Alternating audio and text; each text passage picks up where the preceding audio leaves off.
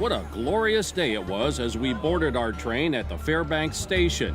Once again, the feeling of being a celebrity came over all of us as we boarded the Wilderness Express, a private luxury car hooked onto the end of a scheduled Alaska Railroad train. The sun was shining brightly on our domed car, and boy, did that light up the smiles. It looked like a perfect day to visit Denali National Park, but as we railed along, the weather began to change, if not our spirits, because it was all still so beautiful.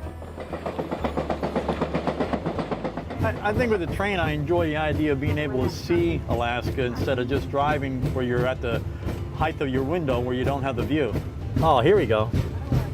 Here we go. That works.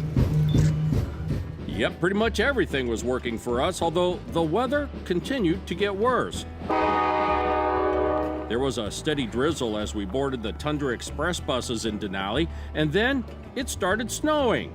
And yes, that is a moose out there, partially camouflaged by the snowflakes.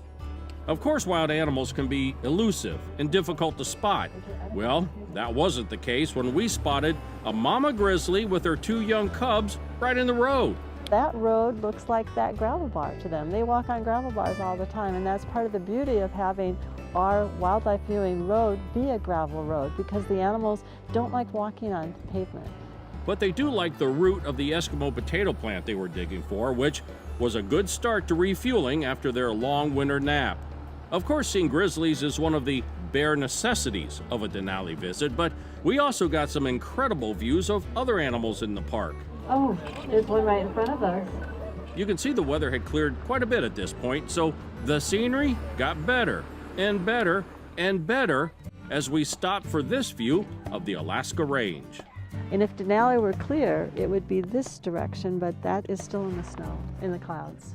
We've now made it about 2/3 of the way up as far as we're going here at the Denali National Park. You can see it's definitely still winter here, even though we're past Memorial Day, and we just received some great news because up until just a few minutes ago, this was our last stop because of the weather. But now we're going to be able to go up to mile 53, and we're keeping our fingers crossed that Denali comes out from the clouds.